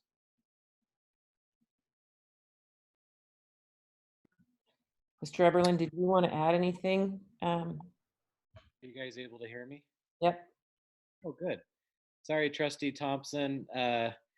Real quick on the yearbook question, we're in the exact same situation as Lakeland High School. As far as graduation, Mr. Derrick and Dr. Meyer and myself have spent a lot of hours on this, and we want the best possible celebration for our seniors. My senior parents are a lot like Lakeland High School senior parents. They want us to do anything we can. So I know those calls are going to be important, and I hope we're heard, because we love our seniors and this district. And I do think this opportunity at least gives us some structure to move forward. And then between Dr. Meyer and Mr. Derrick and myself, we can advocate to do what we think is right for our students and families. Thank you, Mr. Eberlin. I think I would also like to add that having a plan in place that will at least have the students at one location together with the Jumbotron and being able to hear with the FM radio. I mean, having the audio and at least being able to experience something together, guaranteed right now, versus hoping that restrictions will be lifted and we can try and do something. You know, it's rapidly approaching, and we have to at least make arrangements so that at bare minimum they have that experience together. It may change and it may be more intimate at that venue, but at least we know that they'll have something that they can do together that still follows the laws, which, you know, as good citizens, you know, we follow the law. We're good examples for our kids. So we kind of have to keep those, you know, those social distancing requirements intact. So I mean, I think that this guarantees that we have something that we can do together that everybody will at least be able to hear and enjoy to some capacity. So, you know, I would rather have, you know, the adage, one in the hand is worth two in the bush. I would rather have a good solid plan of something that we can enjoy. And I'm looking forward to it. I get the privilege of being at the Lakeland High School to represent the school board, and I'm excited for that. Thank you, Trustee Irons. And to his point, Chairman Olmsted, if we do, if the board approves these tonight, then if there's any changes that we have from the governor or the Panhandle Health District, I certainly will update the board, but we'll have the foundation of the site in place as approval from the board. That would be super important. It is 3.5 weeks. This coming Saturday, it will just be 3 weeks away until that point. So it, I think time is of the essence. So thank you. Thank you, Mr. Derrick and Mr. Eberlin, for your input. We really appreciate it and look forward to at least some kind of ceremony with you both. So thank you, gentlemen. Okay, so let's have a motion. To I have approve Madam Go Chair, ahead. I have a question. Yes. Do we have, or do the principals and Dr. Meyer have a quote plan B in case by, you know, some miracle that the governor would say, oh yeah, sure, you can go ahead and do that on your football field? Have we figured that out, or? Well, we have discussed it. At this point, the operation would still be at the spot. It would just be similar to what Mr. Derrick said with the checkered, so that the entire class could be out. We don't foresee, again, we don't have a crystal ball, but we don't foresee that all of a sudden all the parents and all the students would be allowed on a football field. So our plan B as of right now would be that instead of just 50 graduates getting out and lining up to the side, we would be able to have all 140 in checkered seats in the front, similar to a graduation, but socially distanced, and the cars behind that. And then 200 of them socially distanced in front of the stage, so they could have a class picture together. They could all be sitting, even though they're farther apart than normal, they be able to see all of each other and clap for each other outside. So that's our plan. It's actually probably about plan D by now that we're really on. So, but that is, we actually, I feel like both principals would be very pleased with that. If that plan would be approved, I feel like both principals would be very happy with that. And I just want to say that Mr. Derrick did say to me the other day when we were discussing, you know, the churches are allowed to have, with social distancing, be allowed to start services again. So if I don't, Mr. Derrick brought this up and I just thought it was a really good point. We're not trying to overstep our bounds. We're just feeling like, because of what they both principals just said, the matter of how important this is. If we're just feeling like if the governor thought of this graduation service like a, similar to like how important a church service is, then maybe that we could get approval outside to be socially distanced, to have those group of students together. So that's really our why behind it, and really what our rationale was in requesting that. Not to be combative, we really feel like it kind of aligns to something that the governor has already said in his reopening plan. Right. Okay. Thank you. Well, Dr. Meyer, I do appreciate what you're saying, and I do appreciate all the efforts that everyone involved has put forward for these children to have a graduation ceremony. It's a rite of passage, and they've earned it. And I don't think any of us, I'll speak for myself, I'm not trying to take that away from anyone. I think it is a necessity, almost a requirement. I just don't know what has been considered. I don't know the whys behind one direction as opposed to the other. I know when you mentioned that we were going, I don't remember, there was some committee that was going to look at the fairgrounds. You were rather vague and said you didn't want to disclose a whole bunch of stuff because you didn't want to spoil anything. Well, not really knowing the whys just causes questions. And then when we get concerns from parents about, why can't we just do the football field? Well, not knowing all that needs to go into it to make the actual plan effective for everyone involved, it's very helpful to have these conversations. And I'm very glad that our kids are going to have a graduation, be it at the fairgrounds. I think it's critical for them, and I'm glad that we're pursuing this for them. Thank you, Trustee Thompson.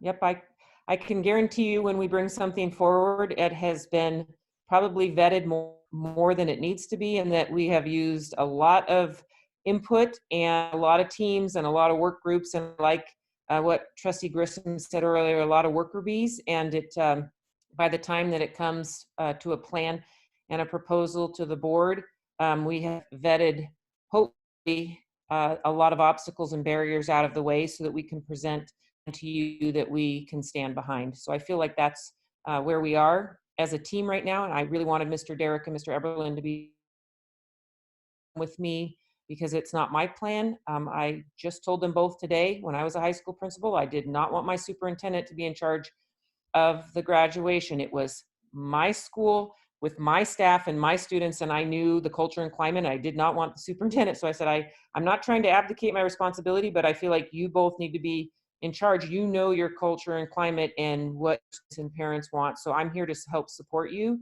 and help whatever I can do to help support them. But really, what's been developed has been through the heart and the soul of Mr. Derrick and Mr. Eberlin, way more than anything that I have been able to do. So the credit really goes all to both of them. Okay, so I would like a motion to approve or deny Timberlake High School and Lakeland High School graduation ceremony for 20 seniors at Kootenai County Fairgrounds. I move to approve the Timberlake High School and Lakeland High School graduation ceremony for 2020 seniors at Kootenai County Fairgrounds. I'll second that. I have a motion in a second. Make sure everyone unmutes. Everyone in favor, raise your hand and say aye. Aye. Aye. Anyone opposed? Hearing none, the motion carries. Okay. So along those same lines, the next one is to approve or deny the Mountain View High School 2020 graduation ceremony. And Dr. Meyer she already briefly spoke to it, but she can add a few more details. So you see there's an aerial photo, and then Mr. Uzi has the entire thing laid out. And he'd like to use the ramp and the front just as kind of a natural stage and a natural ramp to get up there.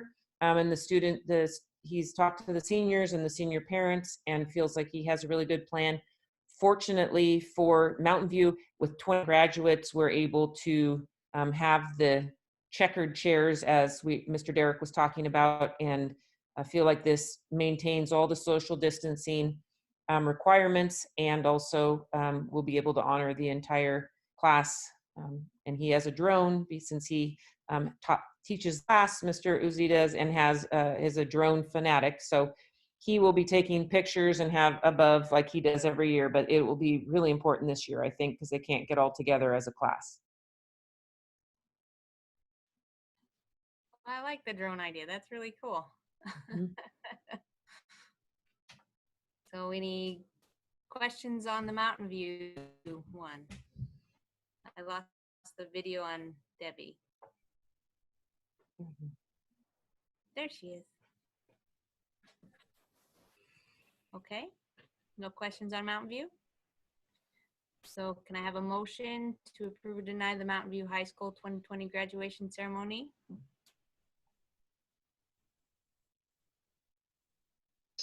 I'll make a motion to approve the Mountain View High School 2020 graduation ceremony as presented. I'll second the motion. Have a motion and a second. Any other discussion? Okay, everyone say aye and raise your hand. Aye. Aye. Anyone opposed? Hearing none, motion carries. And I'm so happy to see that Trustee Grissom is the one who's going to be at that ceremony.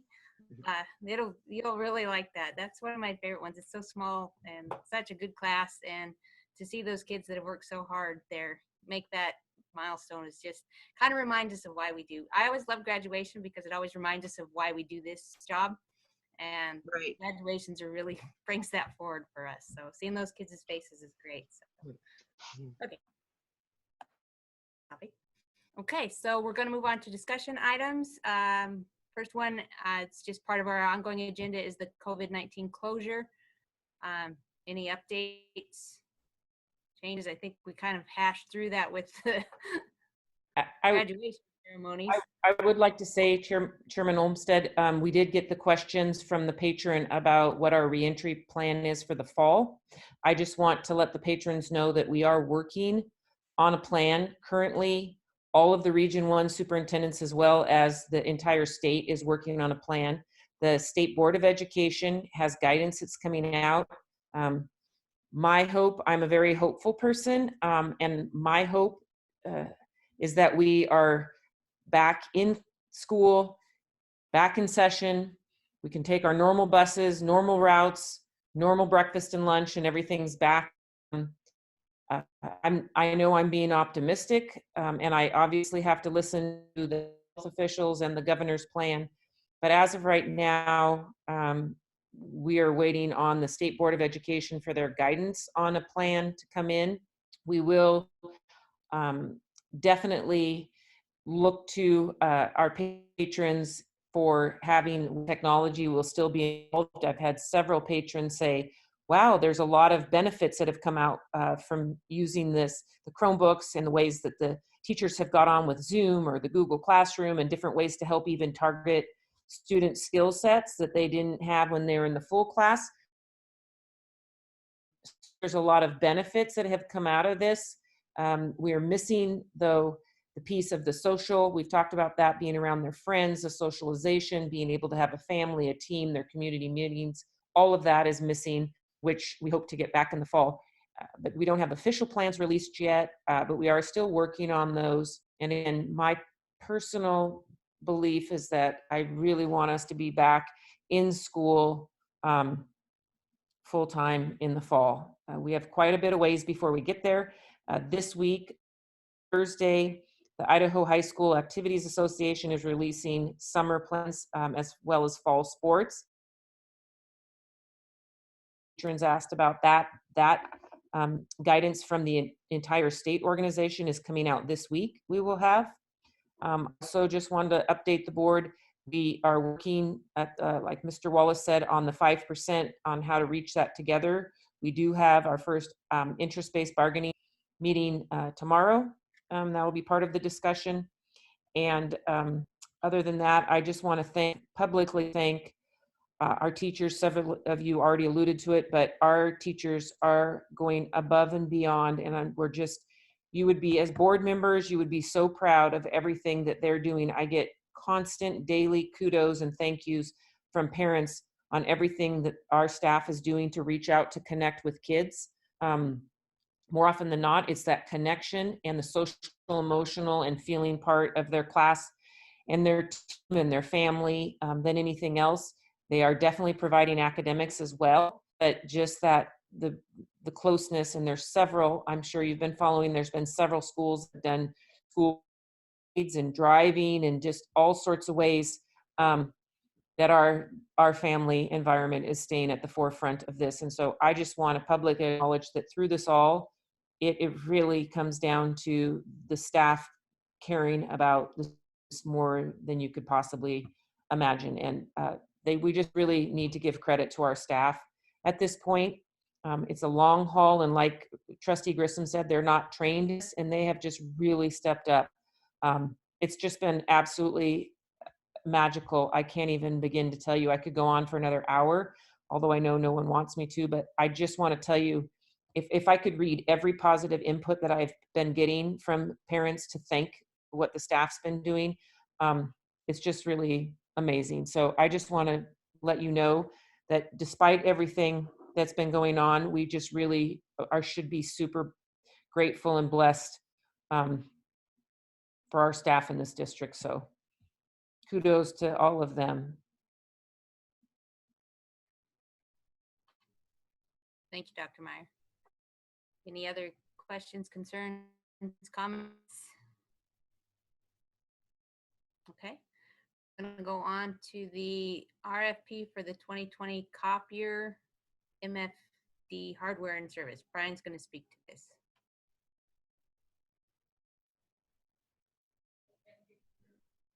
Maybe.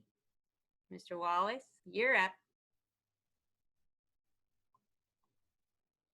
Hi, Chairman Olmsted, trustees, Dr. Meyer. Yeah, to give you a little background, is when I first started with Lakeland, at least as far as CFO, one of the first things that Dr. Meyer asked me to look at was copiers. And as I dug into where we were, we had a support agreement that was in the middle of a 5-year agreement with RICO for copiers that we have, most of them own, but a support agreement for them. And really, we needed to run that agreement through till it ended. And so most of our copiers come off that agreement this June 30th. And so in anticipation of that, we did an RFP to replace fleet. And the reason we need to really just look at replacing these copiers is the copiers that are on that support agreement were purchased already off lease. So they're already 5 years old when the district purchased them. And so now they're 10-year-old copiers or more. And they simply are at their end of life.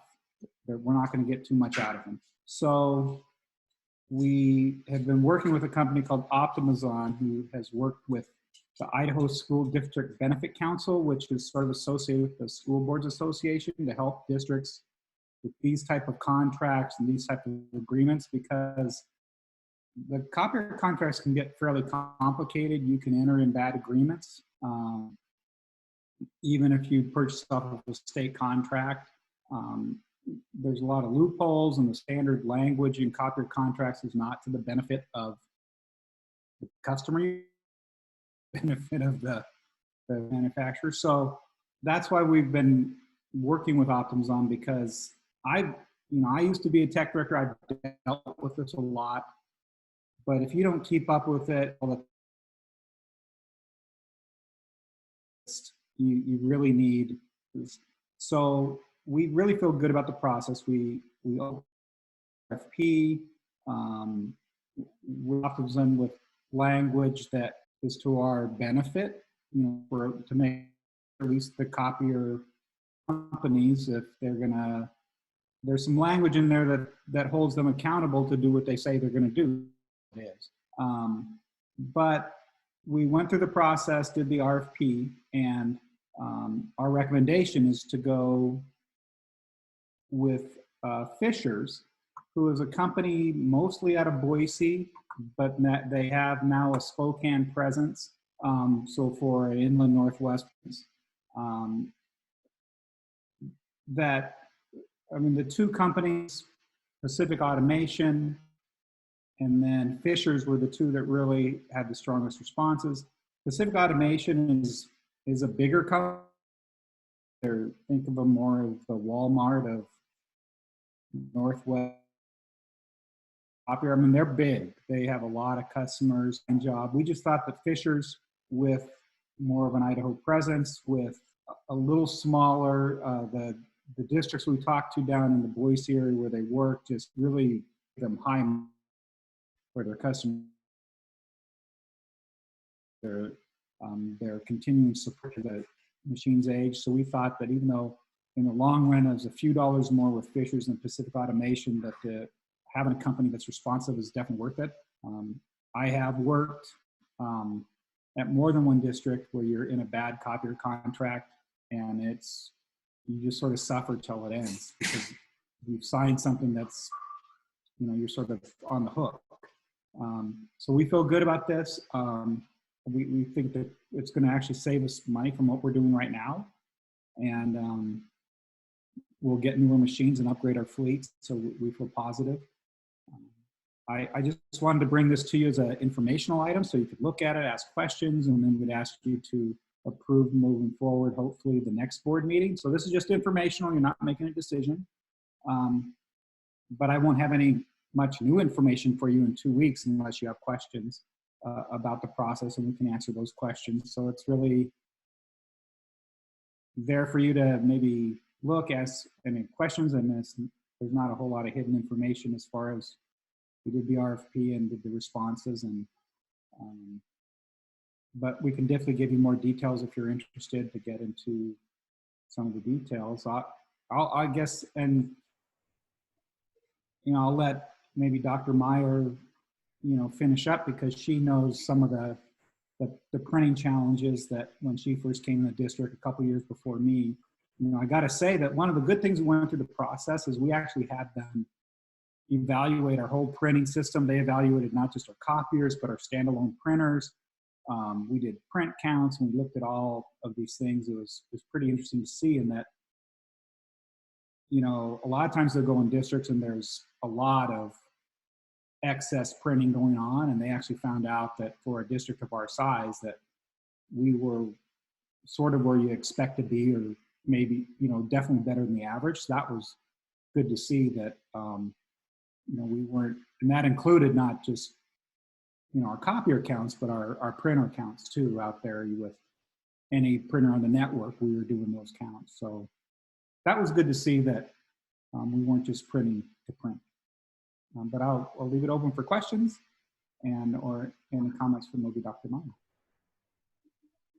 Well, I do know that when Dr. Meyer came on board and things went more to a paperless district, there was a lot of people that were like, but I think everybody's on board with that. And I think it's actually going really well for us. And I like the total projected 5-year savings there. I'm just surprised that only 2 vendors responded.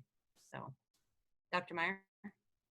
I just want to say that I know that people sort of think that I'm completely paperless and that I'm pushing for paperless, and I do definitely want to be as paperless as possible, not just to save money for the district, but also resources, but also just to really be intentional. So many of our students in this, all our K through 12 in this next generation is very comfortable with writing, editing, doing things online, but there is a place for paper. There is definite at every grade level. I have said to people over and over again, where paper is appropriate, when students are in kindergarten learning letters, when they're doing art, when they're doing some writing that they need to do and pass the paper along. There are definite places that it's appropriate. So I do want to say that we're never going to try to be pure paperless. That is not our intent at all. But I am proud of the district because I do feel like there was some copying going on that people are like, well, I don't know. We don't have codes and we just don't keep track. So what gets measured gets done. And I feel like just being conscientious about it and being intentional like, do I need to print this or do I not need to print it? Just us asking those kind of questions helps our, just our resources in our district and in the world in general. But I also want to say kudos to us for really, as a district, being conscientious and looking at that and being willing to say, well, let's just make sure that we're being intentional. I will say that we did have copy machines when I first got here. There were over 3 million copies and people could not believe that they were still able to copy. So this has been a huge undertaking, and I really appreciate Mr. Wallace and Justin have done a really good job of taking the time to go through this and gather data. They're not just doing it on a whim based on the oldest machine or based on any, just what we think. They're basing this decision and recommendation on data, which I really appreciate. So thank you to them. I'd like to add that I do also appreciate Brian's diligence in the research that he's done. And I like, as this is a timely expiration of an old contract, because the bottom line I see is that's one less teacher we would have to cut next year at that bottom line. So I'm excited for that.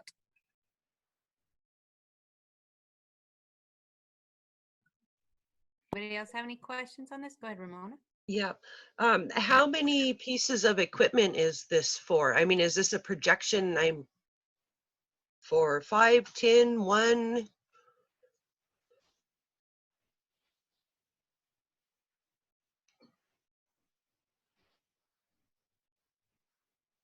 Sorry, it took me a while to find the button. We have a fleet of over 30 copiers, maybe 35. I'd have to take a look. I can get you the exact number. I could take a look. You know, generally we have 1 or 2 at each elementary school. You know, we'll have 2 at the district office. Our high schools, I think currently we have 3 or 4 at each high school, you know, because you try to cover the wings.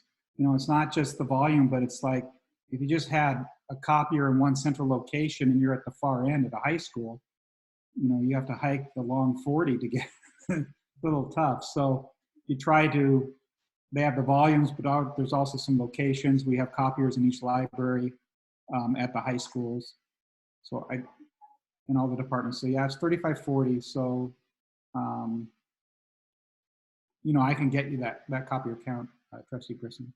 Oh, that's fine. I don't need exact. So the projected savings, what is that based upon? Just equipment cost, toner cost, paper cost? I mean, how is that calculated?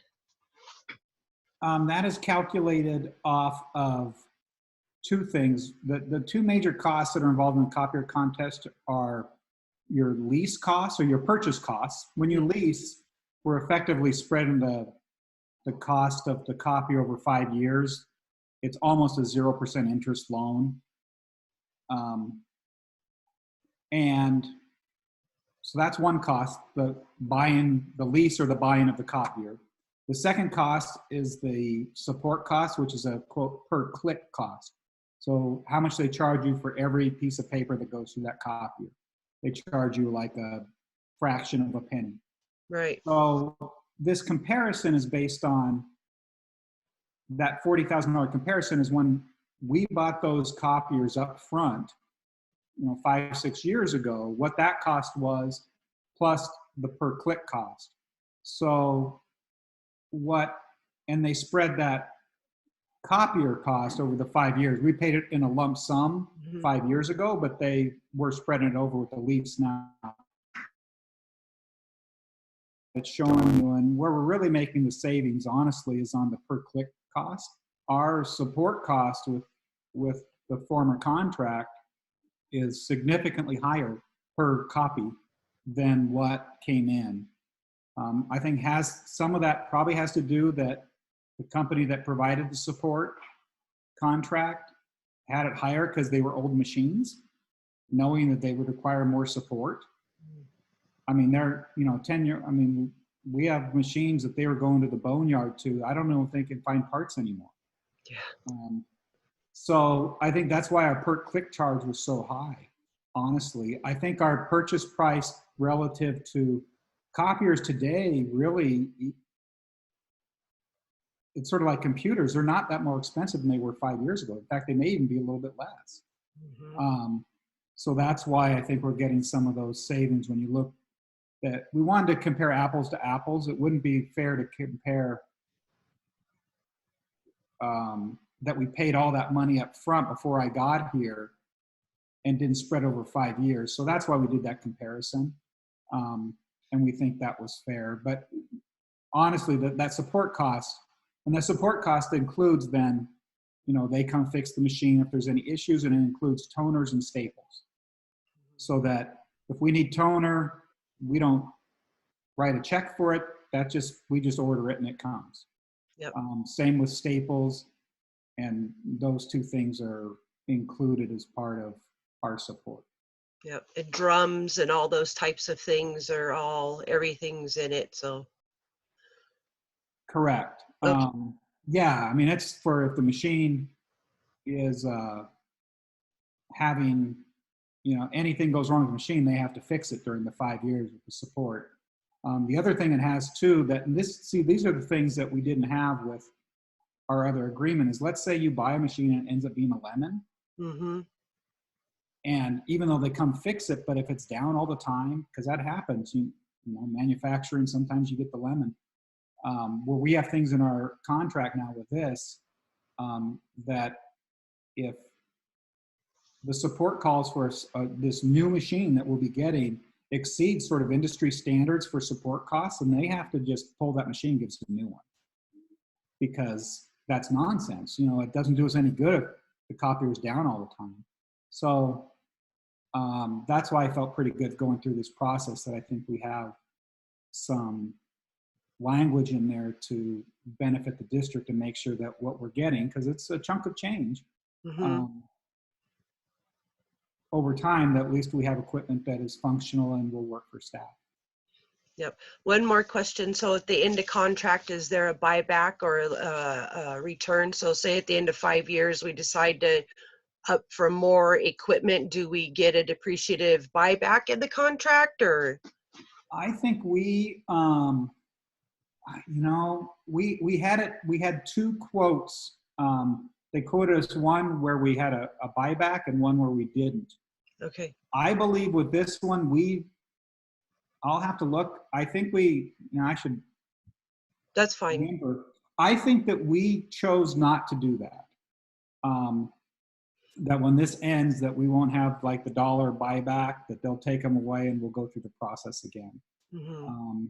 And our thinking on that was, at that point, technology changes so fast that, you know, you get in a goofy thing with your fleet that there's sort of two worlds of thought with copier fleets. One is you go for the 5 years, sort of the standard lease, and you just replace them on an ongoing cycle.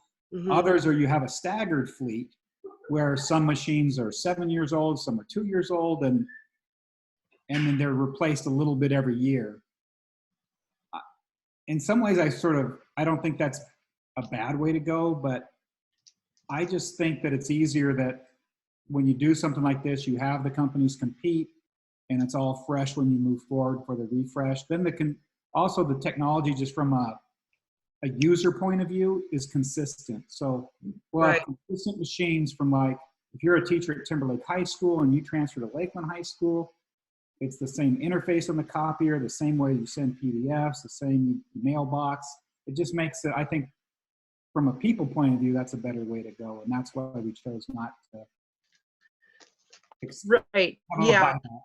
Right. What I was referring to, and, you know, I don't know that it matters much, but what I was referring to, so instead of us buying back, that if we re-upped contract with them, they would give us a depreciative return. So in other words, when we're done, because we did this for years, when we're done with the copier and we stick with the same company, then they would give us, we'll say, a credit of 20% of the original cost to keep a contract with them. There was an incentive for us to renew with them.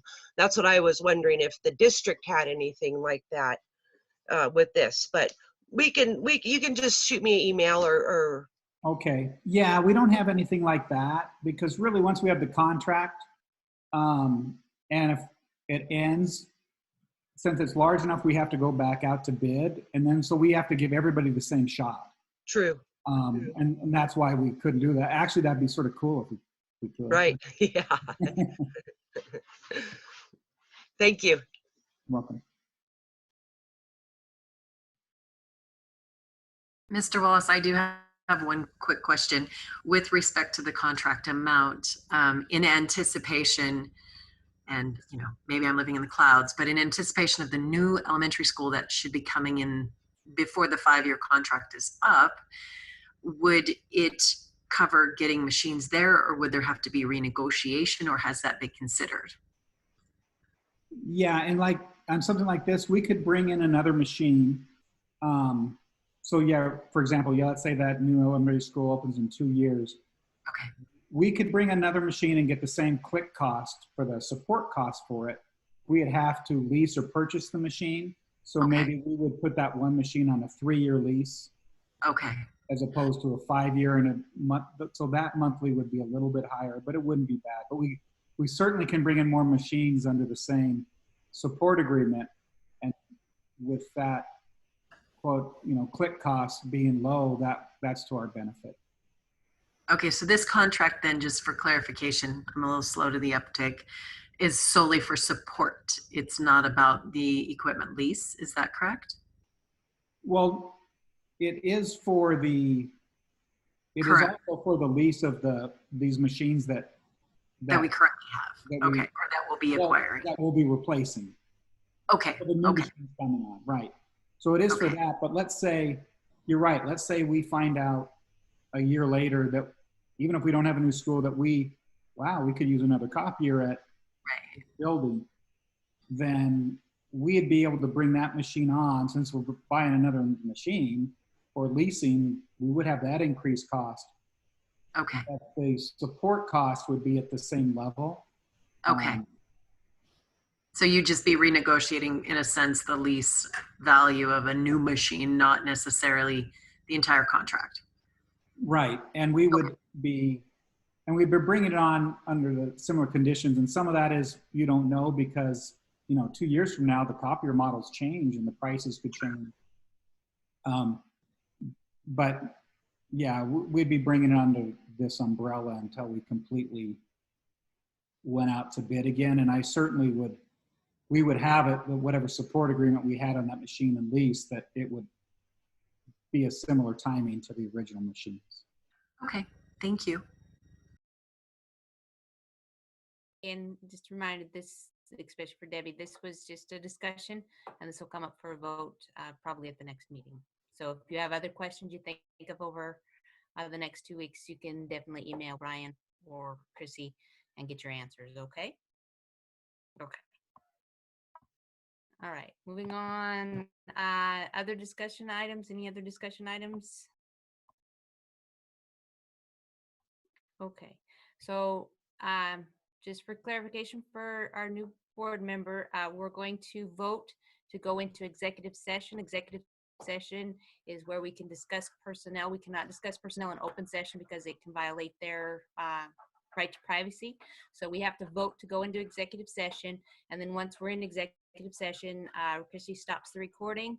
We have our discussion, but no action can take place in that executive session. We will come out of executive session and vote in the open, and the recording will start again after the discussion. And we have to do a roll call vote, which just means I'll say roll call vote. Chrissy will call on everybody, and you say yes if you agree to go into executive session. The roll call vote is just to go into executive session. Okay? Did I beat that to death?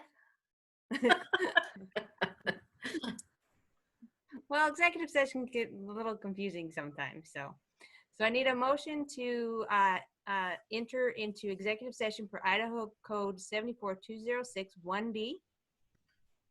I move to approve to enter into executive session per Idaho Code 74-2061B. I'll second that. Motion is second. Roll call vote.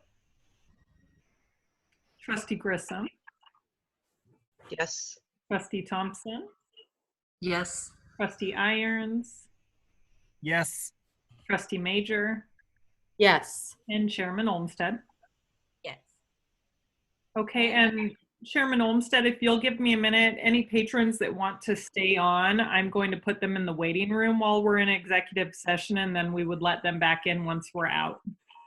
Okay. And I want to thank everybody. This was like the biggest group we've had in a long time. So I want to thank everybody for tuning in tonight. I know there was a lot of things to look at tonight. So thank you everyone for tuning in. We appreciate it. Mhm.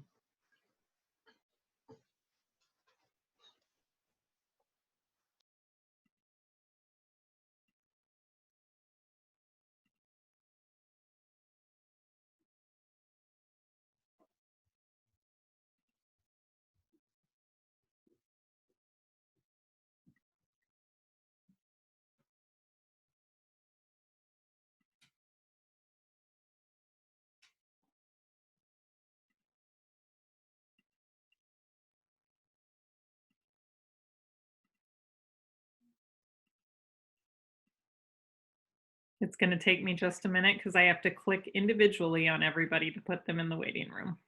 That's okay. We're all in this together.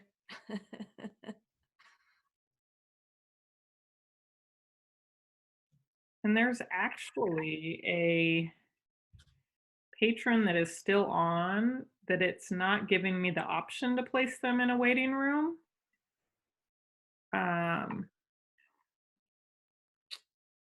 And we cannot enter into executive session without that person. Can they still hear us? Hold on one second. I think I figured that one out. Okay.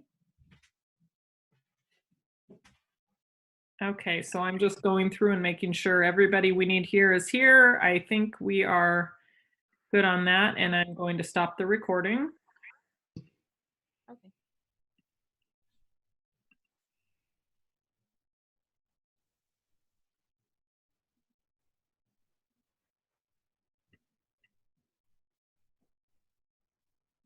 Okay. Okay. So we're out of executive session and we'll have one action item. So I need a motion to approve or deny the administration's recommendation for non-renewal of category 2 personnel, employee 0512-2020A.